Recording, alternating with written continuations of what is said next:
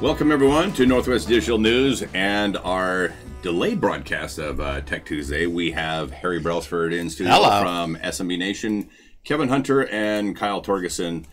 And we're going to share with you today about fishing, and not gone fishing, as in salmon or trout fishing. Or the month of August. Yeah, or the month of August, yeah.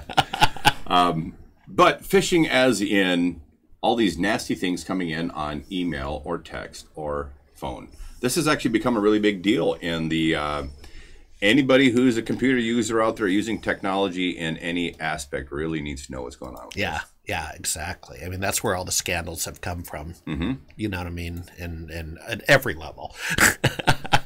Yeah. Well, you know, it's the interesting thing. Before we go into some of the emails, and for our viewing audience, Harry has some great examples here of the email phishing that's been happening out there.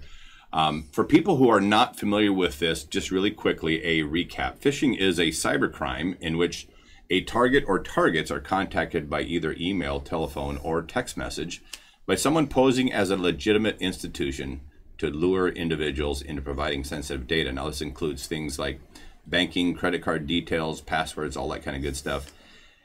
The thing is, Harry, these guys are so good at this. They're amazing. That the average person out there has no idea that this isn't Microsoft, or you mentioned about UPS or one of these other. Yeah. And in a form of this phishing, I don't know if you were aware of this thing that was going on for a period of time. We've seen less of it here just recently. All these scammers posing as IRS agents and calling people about back taxes they owe. I got one of those. Yeah. Yes. So why do you think that this has become such a big problem?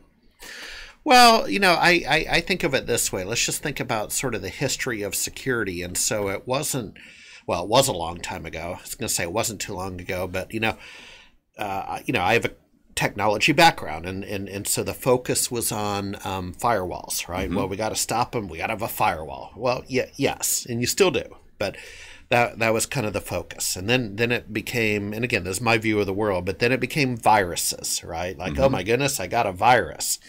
And then it became complex passwords, right? Like, don't use just simple passwords.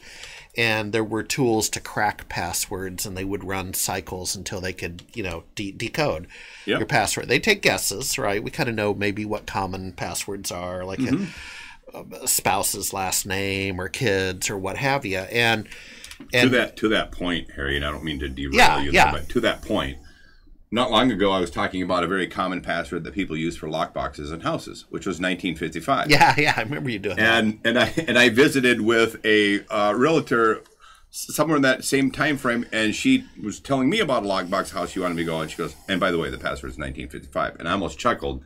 And in the process of sharing that, Kyle's like, I need to go home and change something. Yeah.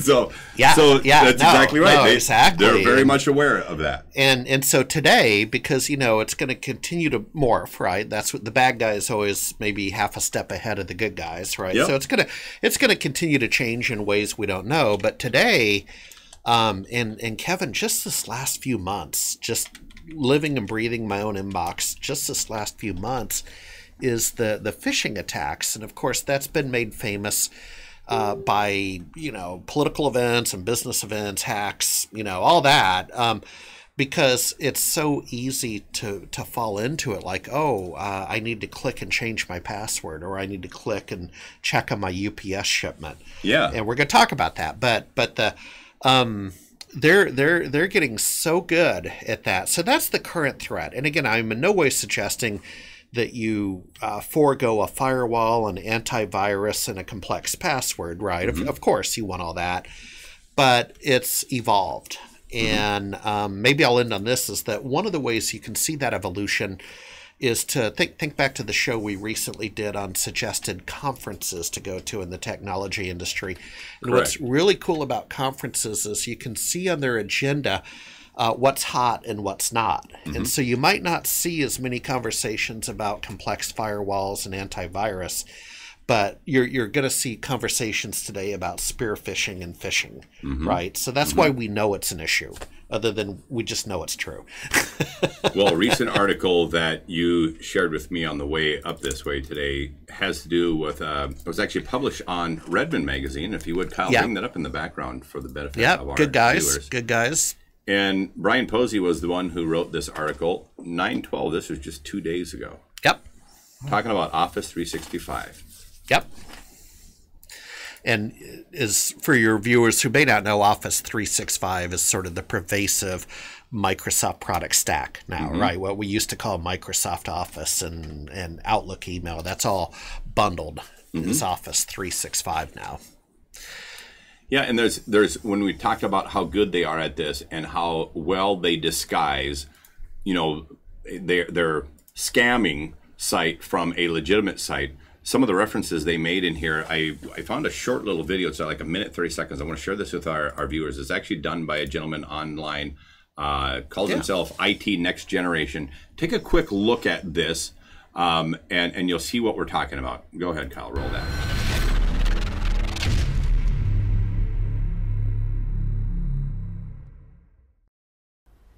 Hey guys, Damien from IT Next Generation with an Office 365 phishing email. This one claims that your mailbox is full and that by following a link you can get an additional 10 gigabytes. Sounds too good. Hovering over the link reveals a random hacked website and not one of Microsoft's various login portals. Once you follow this link, it brings you to what looks like an Office 365 login page. You can see from the URL that it's definitely not a Microsoft or Microsoft Online Office Live login page. If you enter your details here, a script in the background will try to access your Office 365 and take control of your email and other data. Losing access to your primary email account is a terrible event and one you do not want to have occur to you.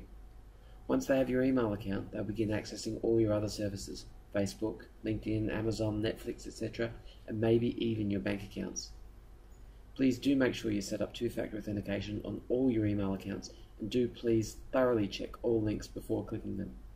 If you do mess up and follow the wrong link, contact your IT support immediately and give them as much information as possible. You can see that this webpage really does look a lot like the real thing. Some of these scams are pretty easy to fall for, but could have a devastating effect on your data and more. Thanks for listening, and do please share this video with your colleagues. Keeping everybody safe is in everyone's best interests. Okay. Harry, your thoughts on that? Well, I mean, that about sums it up. I mean, if you looked, the fake site looked very much like the real site, right? It's not hard to do. Yeah. Just copy, paste art and kind of stitch it all together. And it's an easy target, right? Because it's like, well, maybe my inbox is full. Yeah. And you know what's interesting is I didn't even realize this before this, but I haven't responded to them, but I have received probably 2-3 emails over the last month or so telling me that same message. Yeah. I got that one. Yeah. You're not alone. You got some emails that I think we should share with people because these touch some of the other businesses that we're used to interacting with. Yeah, kind of every day. And by the way, to your point, as we're bringing those up, but to your point, you sometimes wonder, is it only me that's getting these, right? We tend to kind of be narrow focused in just our day-to-day world. And so now we have at SMB Nation with Jennifer Hallmark, who works for me, we have an agreement, to call, right? Like, hey, is this real? And get another set of eyes on it. And and that's one thing I'd like people to take away from today's show is, step over to the next desk or cubicle and say, hey, Kevin, can you come here and look at this? Right? Is this real? Before you click on the attachments. So, let's see. Are we showing the invoice confirmation? Okay. So at the invoice confirmation, this is fake, and what it's showing is it confirms I made a large payment. Now, if you scroll down, it's a very large payment, at least in my world, right? Almost $10,000. And it says the balance due is 0, no further payment required. And what they're suggesting is the attachment, which we do not want to open, was the confirmation of that transaction, right? So that double clicking that could put you on cable news, right? That could be a problem right there because it can kind of take over your email and start sending out emails and copy your email and so on. So that's the problem right there. And as you can see, it's just something that you could do. And I would offer this, you guys, when I've had to do a double take on these emails, and they are increasing, don't forget we're humans, right? I mean, this can be at. I was on a late flight last week from Boston, getting in about 12:30 a.m. I had the Wi-Fi on the plane, a little bit tired. We're here. This could be at 11:30 at night, right? When your guard's down, not 11:30 a.m. Right. It can happen to me if that makes sense. So now I'm curious about something. Is anything in this information? I'm wondering if they had a way of being able to track or find information on any legitimate order you had. So in looking at this 985740.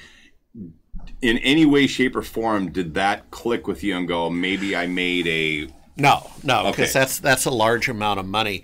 So this is a good example, I think, of one that we easily could, dispense with. And so not only do you have the attachment, but, you can also check the email address and see, is that a client, right? Does that make sense? And people will spoof the email addresses, so it looks like it's from a Microsoft or somebody. But... this was easily noticeable that this was fake because, I just don't space out on a $10,000 payment. Even if on the top, go up to that blue border at the top there where this says, this message is secured and protected by Microsoft. Right, exactly. Boy, that sounds secure, doesn't it? Yeah. I mean, it says right there. Yeah, it says it. It's got to be secure. So this one was relatively easily identifiable, right? Versus, I don't know if, Kyle, you can bring up the one that is more revenue positive, not expense positive, because I like revenue. So I do get more excited.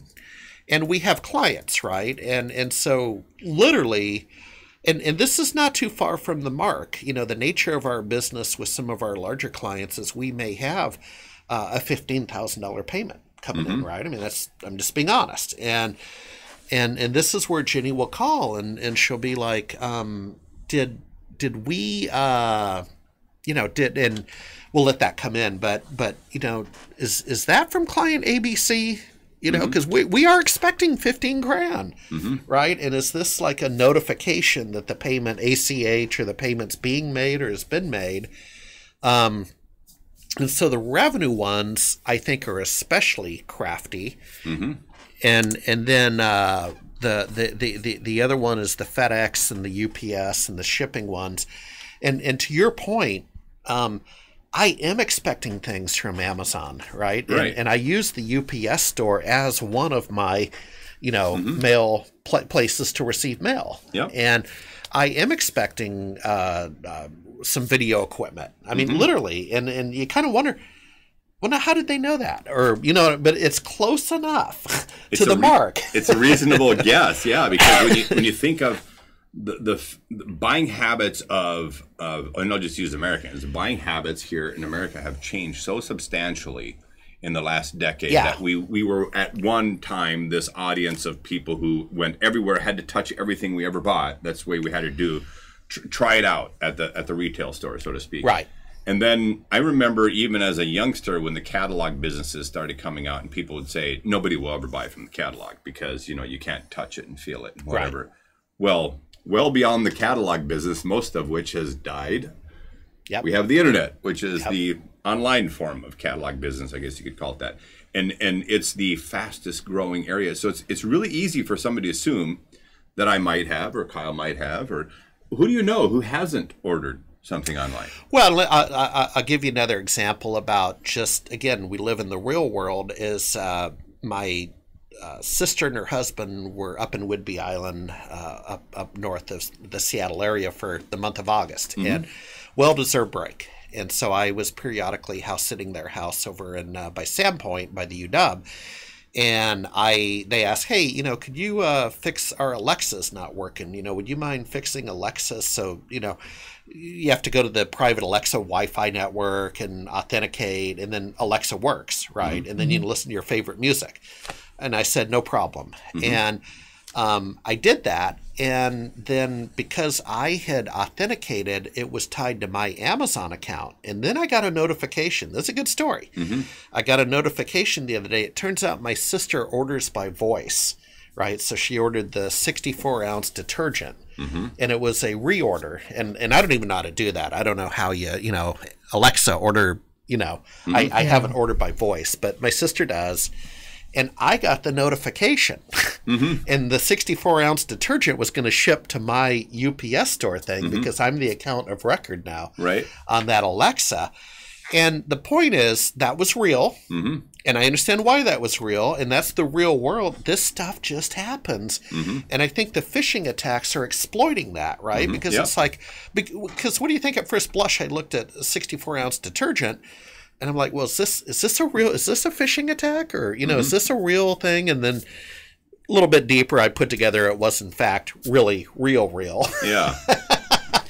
But Kevin and Kyle, that's these spear fishers, is one way to call them. They're so good. They're so, and they're exploiting. Is that almost social engineering? Is that what we might call that? You know what I mean? Well, I think about the scam calls on IRS. The reason why that was the easy place to target is they knew everybody was paying taxes. Right. And nobody wants to have a run-in with the IRS. And so whenever there's this, a potential... only once. Yeah, only once, yeah. Once is enough, yeah. I'm a small business owner. I'll just leave it at that. Yes. You can expect to have them knocking on your door at some point in time. Yeah. But, yeah, the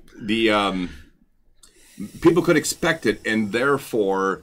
It was believable when somebody called and said, hey, you didn't pay this $9,000 and, I'm from the IRS, and if you don't pay now, the police are going to come to your door, and people get scared because they're scared already that the IRS is calling, and easy things. So I think about this, targeting with a online order or a shipping fee or something like that just makes so much sense because they're hitting people right at their vulnerability. And you mentioned that you don't know how to do the voice order system. Yeah. How many of these people who are ordering online aren't, online order specialists or experts, so to speak? Right. And they're just and learning there's just it. enough confusion. Yep. There's enough confusion going on in the background, and all of a sudden they get this message that says, hey, you owe this or you owe that, or like this invoice where you don't owe anything, but they want you to click on it. Yeah. And immediately infiltrate your system with... Well, yeah, and then, let's not even go there. Once they take control. Hey, as you were talking, another example, and I think every listener's going to know this one.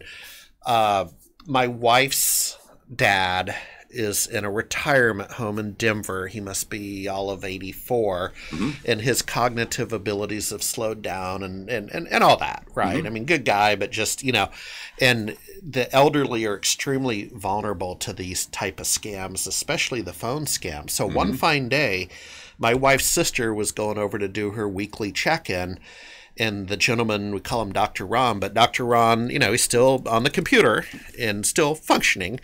And but he was on the phone, and it was one of these scams where they wanted to use sort of one of these remote control programs like Log Me In and other tools to take over for technical maintenance. They call and they say, there's a problem with your licensing. There's a problem with your computer, Dr. Ron.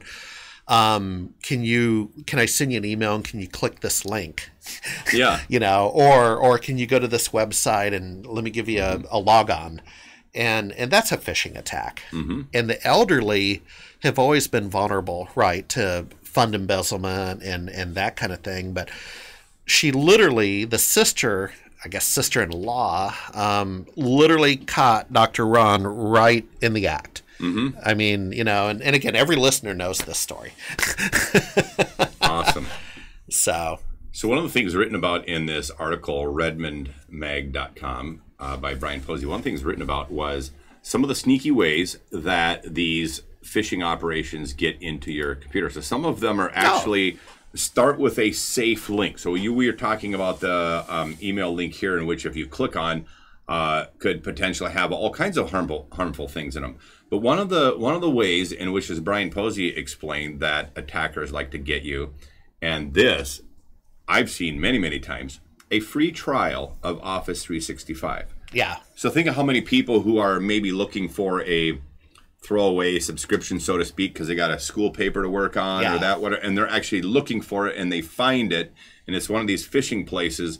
Well, then they he goes on to explain that once the trial is set up and running, then the online scammer sets up a series of documents within SharePoint, and that's how they get. Explain to people what SharePoint is and how that kind of works. Yeah, and with those kind of free and those kind of exploitation, one thought I have is, are we going to witness the death of email? Again, let me give you an analogy. Boxing ruled in the 1920s and 30s. I wasn't around, but apparently it's as big as the NFL. Yep. Right. And boxing has been reduced to a very small niche sport now, right? I mean, there's the concussions and all that, and now there's the talk of football, and will it be here in 100 years? So I pose the same question. Will email be here in 100 years because of these problems, right? Or will it be... I recently had a real estate transaction in my life, and the title company used a secure email system. Maybe you've seen this with banks and title companies, where the title company will not send you the documents or the email, right? Right. You have to go into a secure a certificate environment, as we call it, and then you're allowed to see the preliminary closing statement. That makes sense, but boy, that's a pain in the rear, right? That's kind of like triple authentication. Yeah. Well, when you mentioned about the potential death of email, right? There's actually a lot of people already, for even different reasons, but a lot of people today who don't use email or use it very, very little. Yeah. I think back before all the, from texting to private messaging, etc., like a lot of communications happened via email. I used to use it all the time, many, many times a day. And now, other than prompts that come to my phone, I have to be reminded to use email. It's kind of interesting, but I use a lot of other forms of communication. Well, and again, not to get too far afield on the topic of phishing and spear phishing, but you're also, everybody listening out there that has a job, a job. I encourage you to just assume that your employer is watching your corporate email. That's a pretty, not every employer is, but you are creating an audit trail. And I'm not suggesting people engage in wrongdoing all day, every day, but just keep that in mind. It would be more, not so much wrongdoing, but it might be family communications, right? That you probably want to keep that off the corporate email. It ties more into our conversation about the future of email and not so much spear phishing, but you got me going. So explain the difference between commonly known forms of phishing, which are directed at specific individuals, and the spear phishing you're talking about. Well, I guess I use the terms interchangeably, right? I mean, maybe the spear phishing might be, let's assume we have a wrongdoer out there, and they want to target a specific individual. So the individual could be a pro athlete or something, and they somehow, some way get the pro athlete's email address. And it's not that hard. I mean, it could be first initial, last name. It could be first name, last initial. I mean, there are patterns to email, right? Yep, and if you try 12 times, you're probably going to be able to email Ken Griffey Jr.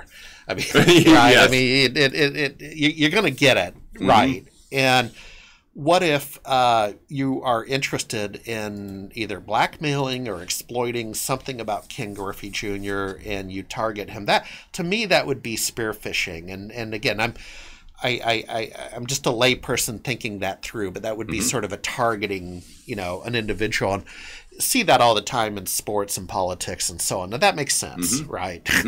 Versus a lot of the things we talked about would have been more general, the UPS package thing. Or One of the things I wanted to mention here too with this problem with phishing is the reason why I think we're seeing more and more of this on an individual level, because years ago, when you'd see these kinds of attacks or viruses, many times these hackers were targeting businesses. And I think in part it was not only because most of the users were business-related users, there weren't computers and smartphones in everybody's hands, but although that end user, the individual, smaller finances involved, that situation, But if you hit many people at the same time, it's worth the hacker's time to do it, because all he needs to do is get a few people to start responding. And every single year we hear about a new scam, a new way that these people are getting money. And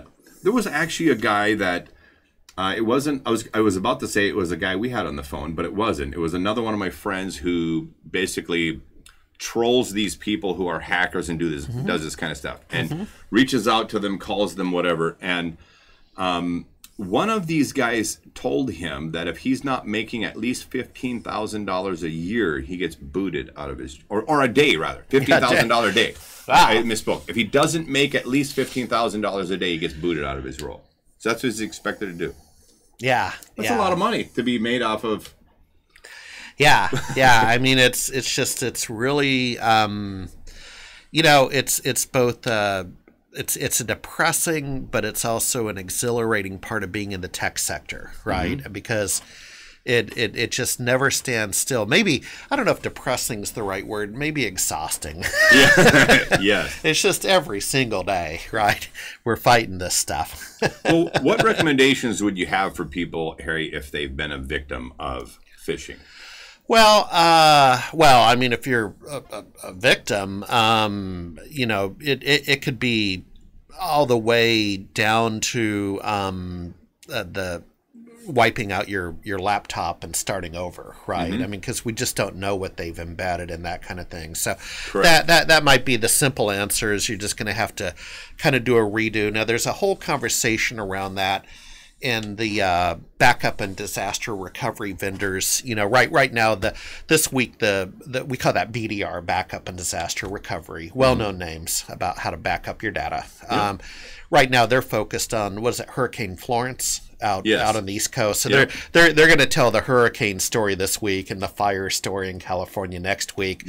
But there's also the story about clean backups. So if you do get hacked, right, and your data gets encrypted or whatever, and they want ransomware, whole nother show. You can go to your last known good backup. Would be one way to think about that. And then there's and if you want to bring it up, KnowBe4 is a ISV out of Florida, knowbe4.com, I believe. Literally KNOWBE4. KNO. Yeah. I see. Okay. KnowBe4. Yeah, KnowBe4. And it's a ISV, an independent software. There they are. Yeah, KnowBe4. And they have, if you could go to About Us, I'm going to forget the gentleman's name. Go to About Us, a very famous hacker who went to jail. If we can go look at their executive team.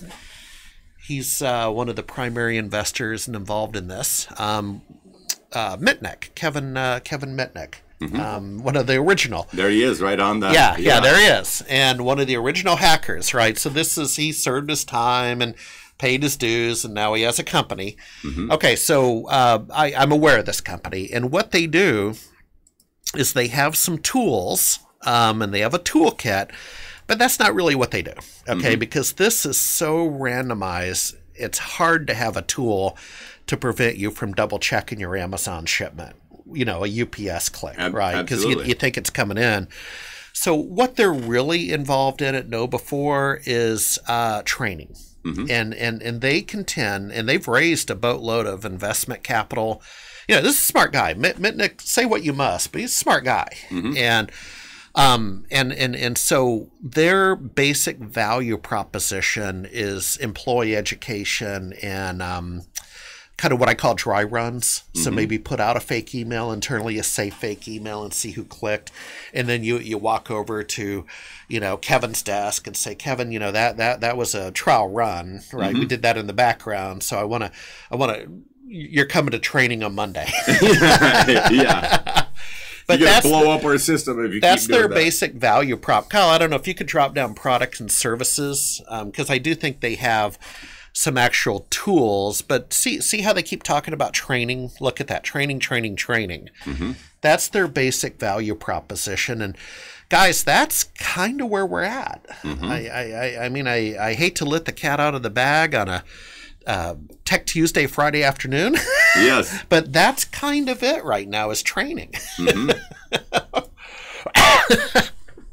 Well, interesting. This Kevin Mitnick reminds me a little bit of the book "Catch Me If You Can." Oh, with Frank Abagnale. Yeah, that was exactly. quite the deal. But it's interesting, and that's why I said social engineering, right? That's what they're doing. Is They're playing on the human, the wetware between the ears. Exactly. The wetware. Yeah.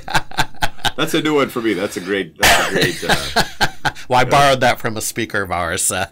Guy, he quickly, but he has a single name. Share single name and entertainment. This guy changed his name, single name TCAT.